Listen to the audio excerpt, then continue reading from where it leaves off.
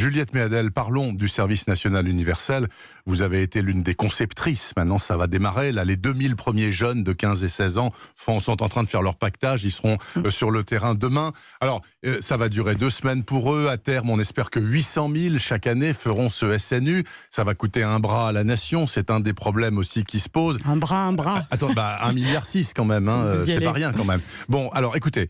Il faut expliquer très simplement quelle est la philosophie du truc. Ça ressemble quand même au service militaire, vaguement. Le salut au drapeau, la Marseillaise le matin, l'uniforme, etc. Non, c'est pas un service militaire pour pauvres. Si vous voulez, l'inspiration, je me souviens d'avoir défendu, sous le précédent gouvernement, cette idée de ce service national universel. Il a d'abord été conçu.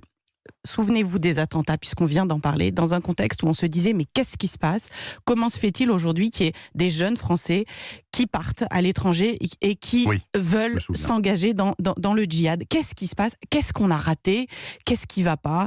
Il y a une jeunesse qui a perdu le sens de la République. Donc ça a été, il y a des années, le déclencheur de la réflexion, et beaucoup à gauche, dont moi, on l'a soutenu. Aujourd'hui, il faut bien se mettre dans l'idée qu'on n'est pas dans une perspective telle que le rapport que nous avons remis au président de la République. C'est pas l'idée de faire un service militaire, pas du tout. Mais c'est l'idée de dire chaque citoyen français a un rôle à jouer dans la République. Oui. Qu'est-ce que c'est ce rôle ?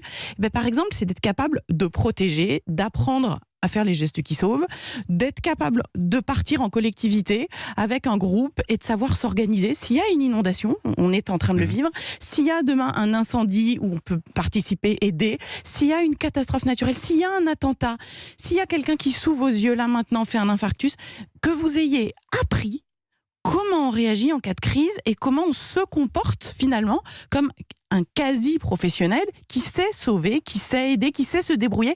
Et souvenez-vous d'une chose, moi j'ai fait les gestes qui sauvent, je les ai appris, j'ai fait comme tout le monde et je voulais à l'époque que ça soit obligatoire et puis j'ai pas réussi à convaincre le Premier ministre de l'époque. Mais quand vous apprenez les gestes qui sauvent en 2 heures et que vous êtes avec après la Croix-Rouge, avec la Croix-Rouge, c'est formidable. Mais qu'après, moi ça m'est arrivé, je me suis retrouvée avec un proche à moi qui avait un malaise, qui est tombé dans les pommes et il fallait que je lui fasse le massage cardiaque que j'avais par ailleurs appris en suivant les petites formations habituelles. Eh bien, en situation, quand vous êtes stressé, vous ne savez plus comment faire. Conclusion, il faut vraiment l'apprendre et ces 15 jours obligatoires du service national universel, ils vous emmènent loin de chez vous, dans un département qui n'est pas le vôtre, avec des formateurs, des professionnels, et vous êtes mis en situation. C'est-à-dire que vous avez...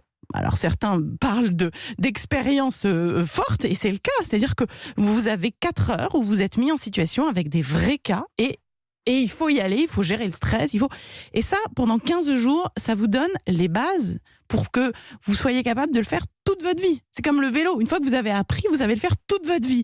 Et c'est ça, ce service national universel. Pendant 15 jours, vous allez apprendre à sauver, à aider, à réagir en cas d'urgence, à vous débrouiller dans un collectif. Pour être de meilleurs citoyens. Surtout pour avoir un rôle qui vous permettrait de vous dire « Je suis content, fier de moi, j'ai pu sauver quelqu'un, j'ai été utile. » Et croyez-moi, ça produit du lien social. Merci beaucoup Juliette Méadel. On aurait pu parler encore plus longuement, mais il se trouve que l'actualité m'a fait vous poser d'autres questions aussi. Je rappelle que vous étiez la secrétaire d'État en charge des victimes à une époque, vous avez fait ça pendant 1 an, et qu'aujourd'hui vous présidez cette association L'Avenir n'attend pas, que vous êtes l'une des créatrices dans l'idée en tout cas de ce service national universel avec d'autres. Merci, bon dimanche à vous.